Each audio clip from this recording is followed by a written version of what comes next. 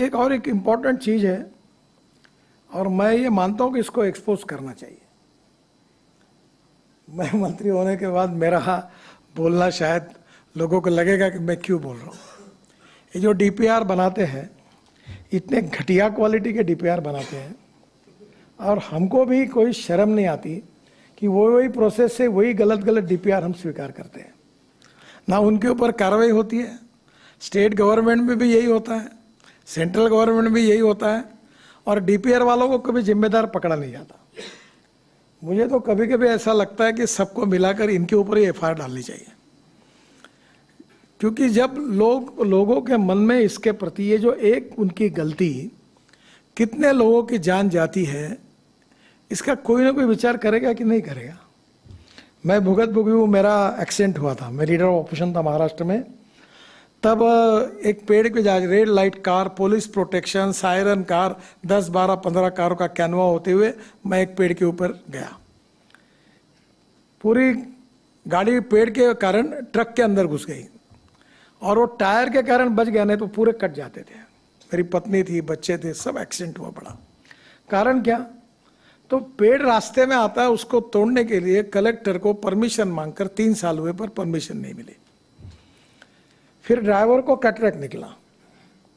फिर मैंने जब जांच की मेरे पीडब्ल्यू डिपार्टमेंट में, तो 40% ड्राइवर कैटरेक्ट वाले निकले। फिर एक मुख्यमंत्री का गाड़ी का ड्राइवर अनेक सालों से गाड़ी चला रहा था, वो अंधा निकला। फिर एक केंद्रीय मंत्री का ड्राइवर, उसकी एक आंख गई थी। यानी हमारे देश में मेरे समझ में नहीं आता कि इतने सीरियस इश्यू पर कितनी उदासीनता है, और ये मेरे बोलना लोगों के सामने मुझे अच्छा नहीं लगता। और इसलिए स्वाभाविक रूप से फिर कैंप शुरू हुए कैटरेक्ट चेक करने के। टोल नाके पर कैटरेक्ट चेक किया, चश्मे देने की बात हुई। अब हमने ड्राइवर के लिए एसी कैबिन लाई। मुझे लगता है कि ये इशू शायद हमारी एक कमी होगी कि इसका जो महत्व है लोगों की जान बचाने का, शायद लोगों को समझाने में हम कम पड़े होंगे। और इसलिए ये अवेयरनेस और तैयार करना होगा। कानून के प्रति डर भी नहीं और सम्मान भी नहीं।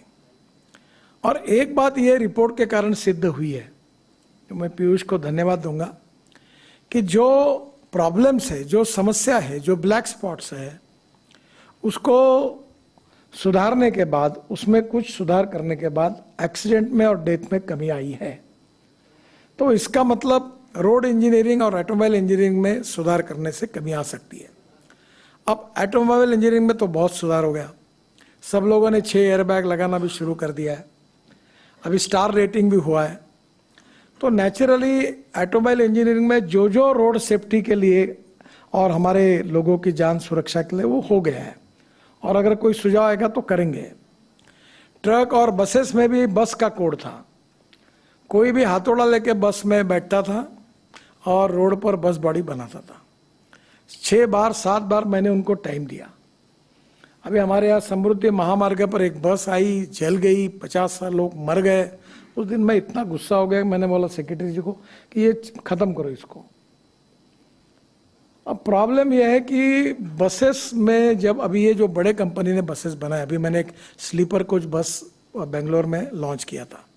ये जो ग्लास दिखती है आपको बड़ी, इस प्रकार से वो पूरी ऐसी जो विंडो थी उसमें बड़ी ग्लास है और उसके बाजू में प्लास्टिक की हथौड़ा है। अगर बस गिर गई तो हथौड़े से वो तोड़कर वो बाहर आ सकते हैं। ये भी सुविधा ये अभी बस में नहीं थी। घटिया क्वालिटी कितनी बनाना, सस्ता बनाने के लिए, तो उसके कितने लोग मर रहे हैं। और इसलिए अभी हमने बस में भी और कार में पीछे से बेल्ट लगाने के बारे में नियम बनाया। आज सामने वाले बेल्ट के बारे में भी नियम बनाया। काफ़ी लोगों की जान उसके अंदर बच जाती है। और इसलिए मेरा जो सुझाव है कि अब विशेष रूप से जो स्कूल के टीचर है, हेडमास्टर है, इन्होंने आगे आना चाहिए। उनके स्कूल में रोड सेफ्टी की प्रतिज्ञा लेनी चाहिए। बच्चों को पढ़ाना चाहिए, चाहे इसके कितने डेंजरस है, कैसे लाइफ जा रहे हैं, कितने नुकसान हो रहे हैं, इसके बारे में एक लोगों का एजुकेशन, प्रबोधन, प्रशिक्षण, और उसके साथ फिर उसका ट्रेनिंग। तो ये जो जनरेशन तैयार होगी इसका बहुत फायदा होगा।